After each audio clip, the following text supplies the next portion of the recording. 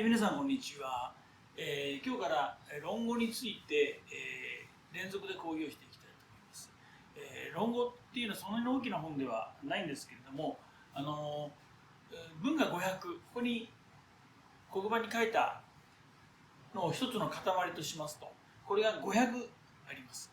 それが今から2500年くらい前の孔子というね、人が書いたものなんですけれども、日本に入ってきたのが6世紀頃だって言われてますけどね、仏教あたりと一緒に入ってきたんですけども、仏教と論語というのは違います。これは、簡単に言っちゃうと、論語っていうのは政治思想として入ってきたんです。で、仏教っていうのはね、学問とか倫理学とか哲学とかそういう考え方の指針として入ってきたんですね。だから当時としては仏教の方が良かったんでしょうけれども、一部の人がやっぱり論語を持って政治を司らなきゃいけないわけで、それはもう、古代の天皇たちは相当これをやってました。ただやっていたといっても当時の人は字が読めないわけですから書けないし、そうすると論語が入ってきても読めないっていうことは誰がやったかっていうと、論語は読める人が持ってきたわけですね。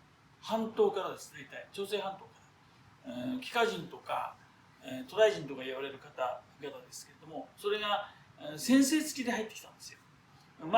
生徒付きでもいい、生徒もそうかもしれないですね。いっぱい集団で入ってきたらしいんですけれども、高句麗とかね、新羅とか、ああいう人たちの末裔というかな、そういう人たちそのものが入ってきて教えたということで、それが今ずっと現代まで日本人は引きずられています。で、いろいろと紆余曲折はあったんですけども、政治を取るためにどうしたかっていうことが最初に入ってきたんですけども、もう江戸時代では皆さんもよくご存知のように、教訓であるとか教育であるとか、そういうふうにして、日本全体に浸透しました。それが現代まで続いてます。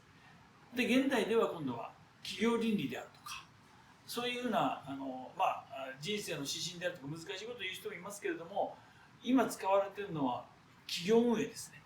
これで論語がすごく役に立っているということなんです。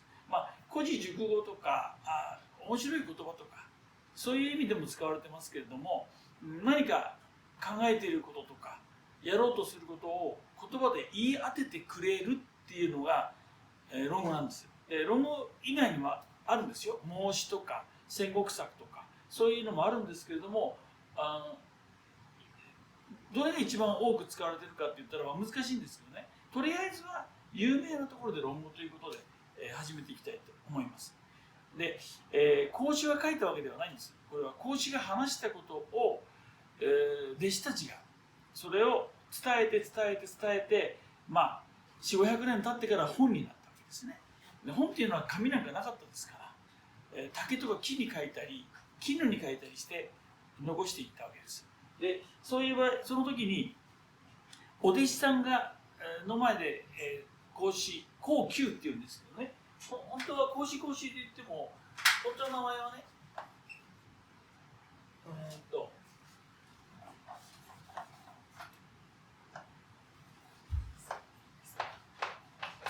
孔って言うんですよ。って言われてます。で、孔子というのはお弟子さんが話す時の詩なんですね。で、先生とか親は孔って言ってました。漢文の難しいところなんですけれども、読み方が全部違うんですよ。だから誰が言ってるか分からないっていうのが漢文の一番難しいところです。で、それ以外にたくさんあるんですけども、とりあえず漢字でできてます。漢字だけです。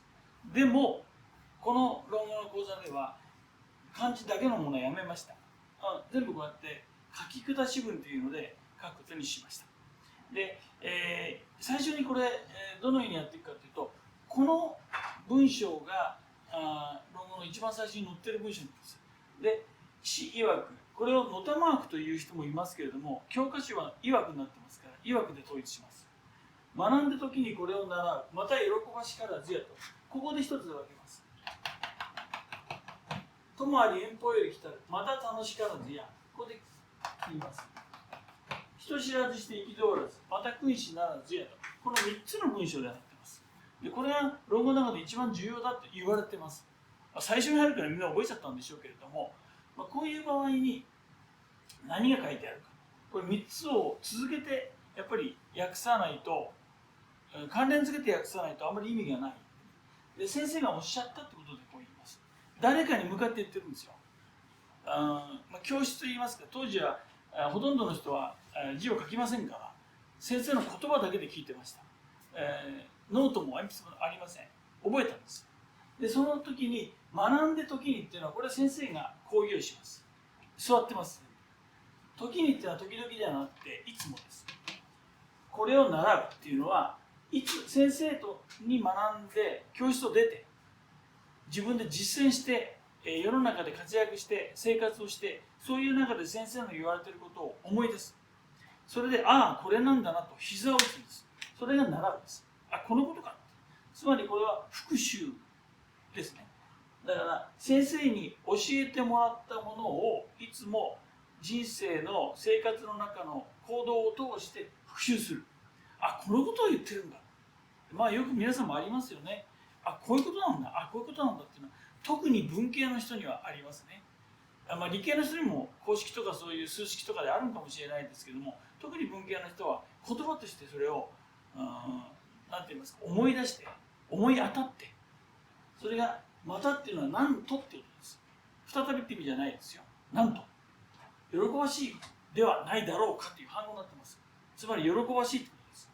だから先生に言われたことを生活の中でこれだっていうふうなことが嬉しいことだっていう、それが最初です。これが学問の最初にやる意気込みであるとか、学問の形がこういうふうなことをしましょうということですね。もっと簡単に言えば予習はないということです。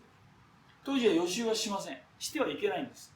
先生の言っていることをそのまま信じて、それで、生活の中でそれを思い当たって、っていう気持ちを出しましょう。そういうことです。で、細かいことを言いますと、まず一つ、これは学習という言葉が抜けてますね。ありません、ここでは。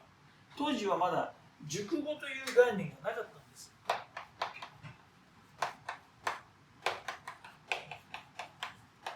熟語というのは漢字を2つ以上くっつけたものですね。学校であるとか教室であるとか、そういう言い方はありません。だから学と習というのを別に使っていました。学習とは違います。全然違います。学と習です。これがまず一つ。これとこれ違いますよっていう。この当時の人は学習とは言いません。もちろん勉強とも言いませんよ。それからもう一つは喜ばしからずやっていうのが、これがなんで喜ばしいって読むかということです。もちろん喜ばしいっていうのは日本語ですから、中国人は2500年前は違う言い方してましたね。それがこれを喜ばしいっていうのはこれと同じ字だってことです。閲楽の閲になります。そうすると閲楽なんだってこと、ウキウキすることなんだってことですね。で、なんで同じにするかというと、先ほど申しましたように文字を見てないです。だから音だけでやりました。で、漢字というのはざっくり言って辺と作りに分かれます。あるいは冠っていうのもありますけども、辺が意味、作りが発音です。発音というのは音読みって意味ですよ、当時のね。そうしますと、こっちのこの言葉に、この文字の方に、形の方に喜ばしいという意味があるんです。この意味を発音したんですね。で、それでなるほどなるほどってこれを聞いた人は分かったんですよ。だけれども何十年も何百年も経ってこれを言葉として伝えようとした場合に文字にしなければいけない。その時にこの発音の字は何かって探したらば、これでもいいやこれでもいいやってことになったんです。こういうのを音通って言います。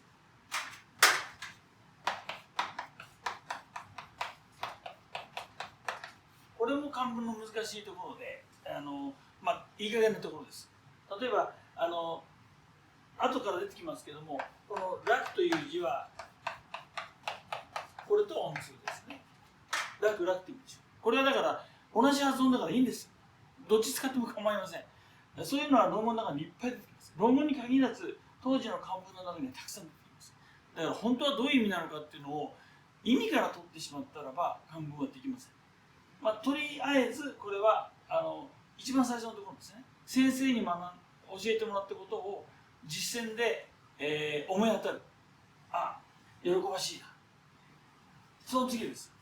友あり遠方より来たるまた楽しからずってよく言いますね。友というのは友人ってよく言われますけども、これとは違います。こっちの友というのは先生が同じっていう意味ですね。同門の人です。この友というのは地域とか仲間っていう意味です。だから同じ人に教わった人、サッカーでも野球でも同じです。監督が同じ、先生が同じはこっちです。とはご近所さんであるとか、そういう友はこれです。行き合った友で、これは孔子は使い分けています。どうしてかっていうと、この友というのは同門の人が遠くから帰ってきたということですね。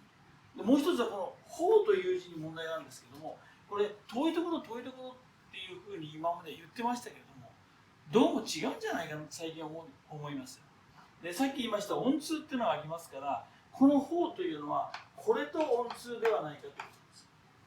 そうすると遠い国から帰ってきたっていうんです。何かっていうと、孔子という人はね、弟子たちに就職をさせたんですよ。どのようにして政治を取るかということを教えてましたから、それで違う国に行ってそれを実践したわけですよね。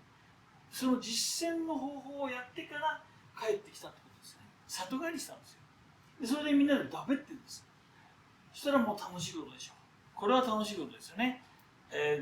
同級生あるいは先輩が違うところで実践をして帰ってきた。ただそれは楽しいっていうのは楽しいだけじゃなくて、まあワイワイ言ってるわけじゃなくてね、これ愚痴も言ってるわけですよ。まあとにかくここは愚痴言ったんですよね。若くしていった場合、年寄りがたくさんいますから話はうまく通じません。新しい方法、新しい政策をやると大体それ潰されます。そういうことを悩んで帰ってきたのかもしれないです。そういう友達がいて違う国に行ってきた時に帰ってきた、その話を聞いた、これは楽しいことですねっていう。そうしますとここでは喜ばしいを使い、ここでは楽しいを使い、どうしてこれ区別したかったんです。当然ですけど意味が違うわけですね。